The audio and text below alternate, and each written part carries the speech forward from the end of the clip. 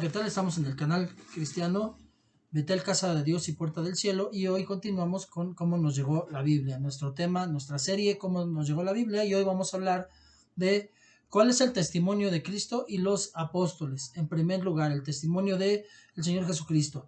El verdadero problema es si estamos listos o no para aceptar el punto de vista de la inspiración enseñado por Cristo y los apóstoles. Cristo consideraba toda la escritura conocida en ese día como la palabra infalible de Dios, que los apóstoles fueron comisionados por Cristo para el establecimiento de la iglesia y para escribir el Nuevo Testamento, y que ellos también consideraban todas las escrituras que conocían como la palabra de Dios, con su autoridad y sin errores. Por tanto, si uno niega la veracidad total y la autoridad de la Biblia, niega la autoridad de los apóstoles y de Cristo mismo, y niega que sean dignos de confianza como maestros. Y como dice Pablo, pues sería en vano nuestra fe. Lucas 24:44. Vamos a ver lo que dice Lucas 24:44. Lucas 24:44. Un segundo.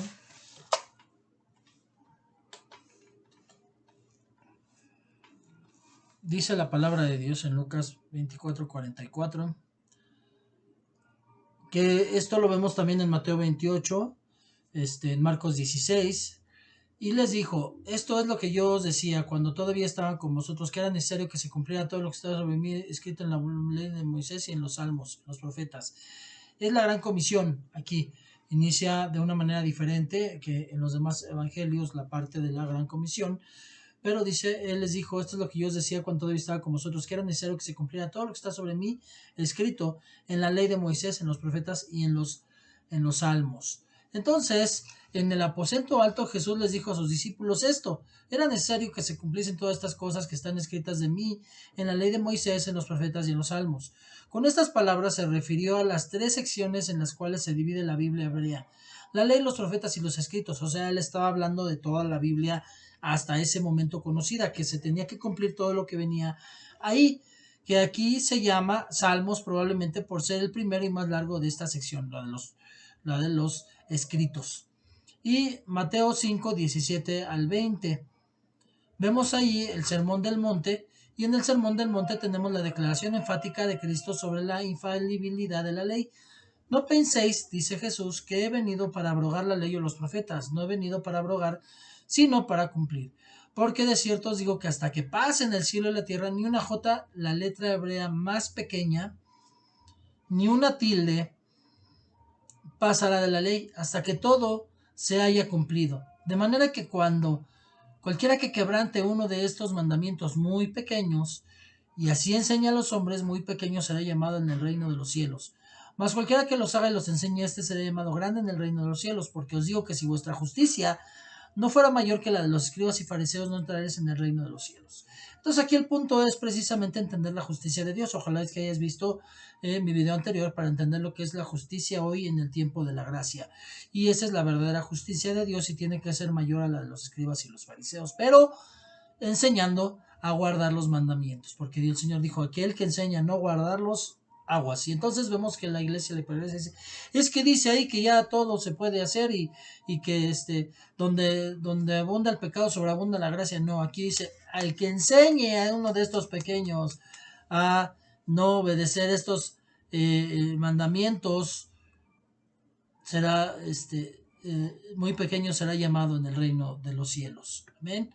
Bueno, Lucas 11, 51, Mateo 23, 35 nos habla de que desde la sangre de Abel hasta la sangre de Zacarías, y con estas palabras Jesús está confirmando su punto de vista o su testimonio acerca del alcance del Antiguo Testamento en el Nuevo. Abel fue el primer mártir mencionado en las Escrituras, y Zacarías, y eso lo vemos en Génesis 4:8, y Zacarías fue el último mártir mencionado en el Antiguo Testamento, y eso lo vemos en 2 de Crónicas 24:21. Lucas 16:17. Más fácil es que pasen el cielo y la tierra a que se frustre una tilde de la ley. Lo que ya habíamos leído anteriormente, pero en otra escritura. Es más fácil que pasen el cielo y la tierra que se frustre una tilde de la ley. No puede cambiar la ley. La ley continúa, pero tenemos que darle la luz del Nuevo Testamento. Juan 10:35, la escritura no puede ser quebrantada, no puede ser. Entonces no puedo tomar nada más un pasaje y hacerle caso a ese y olvidar todo lo demás. Entonces aquel que me dice que ya el Antiguo Testamento ya no, está mal. El que me dice que tenemos que hacer lo que dice el Antiguo Testamento está mal, porque dice Pablo que no debemos judaizarnos. El que dice que podemos pecar porque ya Dios perdonó todos nuestros pecados está mal, porque dice que aquel que enseñe esto será llamado muy pequeño en el reino de Dios, y que tenemos que, si su justicia no fuera mayor que la de los fariseos y los escribas, aguas, ¿no? Entonces vemos aquí muchos todo lo que es el testimonio por boca de el Señor Jesucristo. Juan 5, 46 y 47, 46 y 47. Jesús apeló a Moisés: si creyereis a Moisés, me creyereis a mí, porque de mí escribió, dice el Señor Jesús. Pero si no creéis en sus escritos, ¿cómo creeréis a mis palabras? No solo en estas referencias específicas, sino en toda la actitud hacia el Antiguo Testamento, el Señor Jesucristo siempre dio evidencia de que aceptaba el Antiguo Testamento como palabra infalible de Dios, no solo la Torá, todos los libros del Antiguo Testamento. Además, sus discípulos, enseñados por él, llevaban el mensaje de la inerrabilidad. ¿Qué quiere decir esto? Que no puede cometer errores la Escritura. A toda la iglesia en los primeros días, eso es lo que enseñaba. Parece así, pues, que tenemos toda razón para creer que Jesús enseñó la inerrabilidad de las Escrituras. Esto se refiere no solamente de sus palabras explícitas como las ya citadas, sino de todo el complejo de circunstancias, todo lo cual indica la misma conclusión. Lo podemos ver en Mateo 21:42, Mateo 22:29, Mateo 26:54, Mateo 56, Lucas 24, Juan 5:39, Juan 10:35, etc. Testimonio de los apóstoles. Pedro. Al llegar las enseñanzas de los apóstoles como se encuentran en el Nuevo Testamento, no tenemos, solo las referencias constantes a las Escrituras como la palabra infalible de Dios, sino también ciertos pasajes notables en los cuales se detalla la doctrina apostólica. Mencionaremos algunos: Hechos 17:2, 11, 18, capítulo 18 del versículo 28, y Romanos 1:2. Vamos a leer una de las escrituras. Hechos 17:2.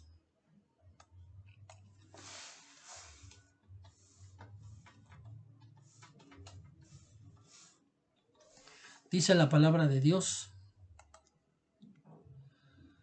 y Pablo, según su costumbre, fue a ellos y por 3 días de reposo discutió con ellos basándose en las escrituras. Aquí Pablo también lo vemos basándose en las escrituras. Y vemos que los apóstoles, cada uno de los apóstoles, Romanos 1:2, carta de Pablo, en 4:3, en 9:17 de Romanos, en 10:11 de Romanos, en el 11:2 de Romanos, 15:4 de Romanos, 16:26 de Romanos.